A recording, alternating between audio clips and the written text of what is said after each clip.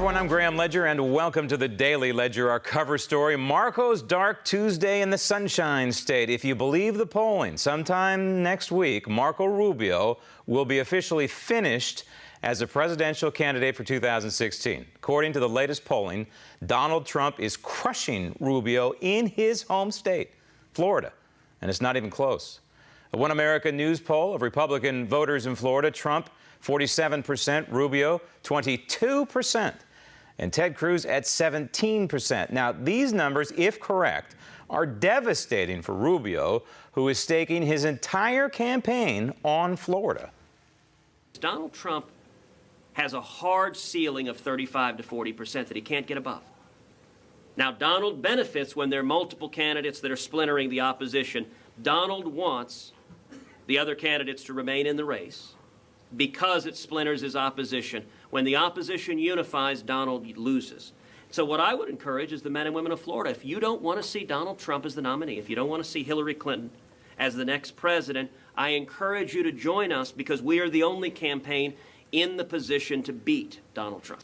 So we've been winning a lot, and now this week we have Florida, which is an amazing place. You know, I mean, it's going to be amazing. And we, as you know, we have Ohio, where you have an absentee governor. Absentee. And we're going to have, I think we're going to do great in Ohio. We'll do great, great, great in Ohio. It's been a tough week for your campaign, and the big question on a lot of people's minds today is, are you preparing to drop out? No. You know, what's funny about that?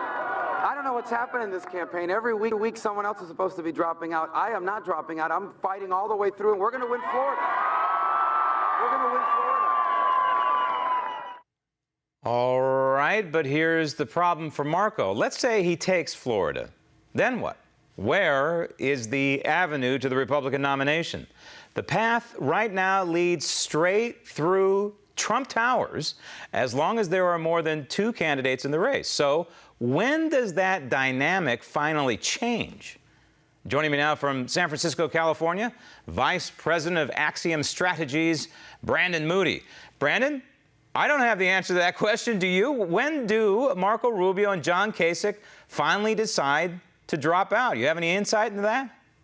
Well, I don't have any insight on that, Graham. Thanks for having me on. I do believe that it's time for them to step aside, and for those in the Republican Party that are interested in stopping Mr. Trump, coalesce behind Senator Cruz. He really is the only person set up in a position to defeat Donald Trump. He is the one that has beaten him 6 times already, and he's only, in terms of percentage of delegates, the only one who could coalesce that community and win.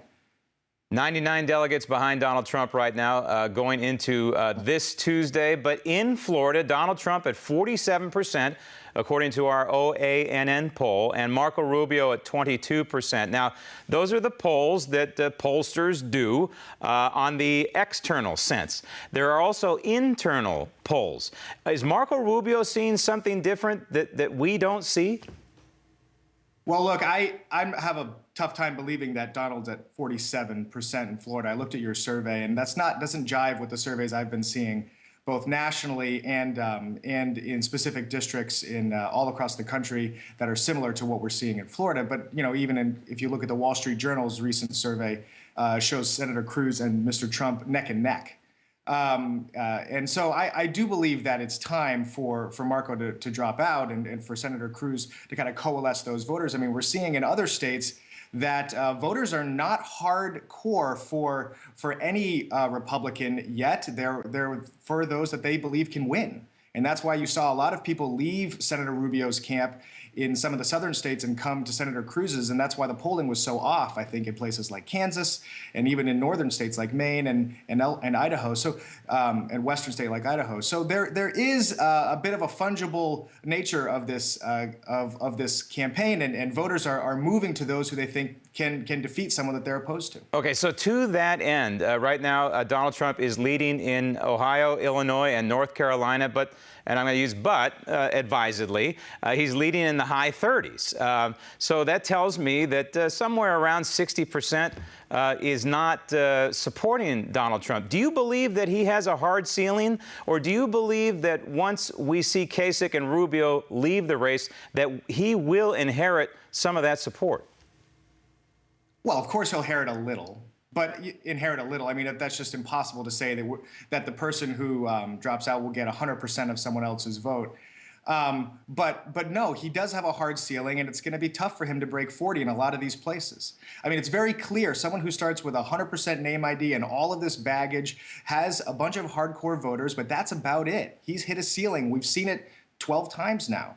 I mean, look in Louisiana. Everyone's bragging about how he won Louisiana. Well, he got the same amount of delegates that Senator CRUZ did, and that is with all of this anti-Trump vote down the ticket, you know, splitting to Rubio and Kasich and others, you know, that are splitting off. This hard ceiling is pretty clear. It's about 40. But he's calling for Marco Rubio to drop out of the race, and you would think if he wants to sort of, as some people might call it, kind of back into the nomination with maybe high 30s, low 40s support, which apparently he could do, he would want Marco Rubio and John Kasich to stay in the race as long as possible, correct? Keep splitting the vote. Yeah, I mean, well, Trump's not a strategist. He's just, you know, he's bombastic, and all of these things are meant to bully other candidates and create, you know, energy for his own campaign. And so, you know, when Trump calls for someone to do anything, I don't think we should put, you know, a lot of strategy behind that, other than his entire strategy is to get media. Okay, so for the CRUZ campaign, there is a sense of urgency here, because on the other side of the coin, as long as Kasich and Rubio stay in, it hurts Ted Cruz. And frankly, I think that a lot of Americans, a lot of Republicans would like to see it come down to a mano-a-mano race between Ted Cruz and Donald Trump. It really sets up that way. But here's the question. Why do you suppose Cruz has had so much trouble in the South? A lot of people think he should have performed better in some of the southern states. Do you think that Donald Trump is just sucking all the air out of those states right now? Well, I think I've said it before. I do believe that populism plays into this a lot. But Senator Cruz is, and that's where the South can kind of trick you. A lot of Democrats were voting for Mr. Trump in these open primaries. But let's face it, I mean, you know, he's won some states where he hasn't racked up delegates. I mean, Louisiana is the best example, I think. They called Louisiana for Trump within minutes of polls closing, but he won no more delegates than Mr. Cruz did. And Senator Cruz has the exact same number of him in many of these southern states because of our vaunted turnout, of his vaunted turnout operation and all sorts of things that are pushing his campaign forward. I don't necessarily buy the fact that Senator Cruz is doing poorly in the South. All right, so finally here, and I'm almost out of time, straight up against the wall here, Brandon, but Marco Rubio, is he hanging in there because he thinks he can actually win in Florida? A, B, because he wants to be a vice presidential pick? C, because he thinks there might be a broker convention, he can get in there that way? Or D, because he's going to be unemployed soon? Or is it E, all of the above?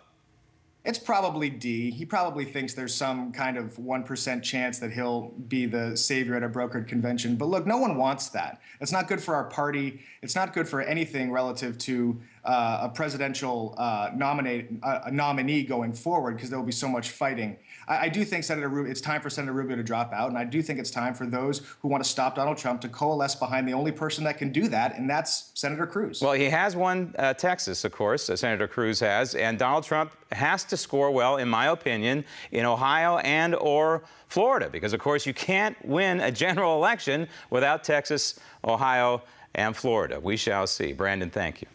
Coming up next, the Republican establishment's nefarious conspiracy to dump Trump.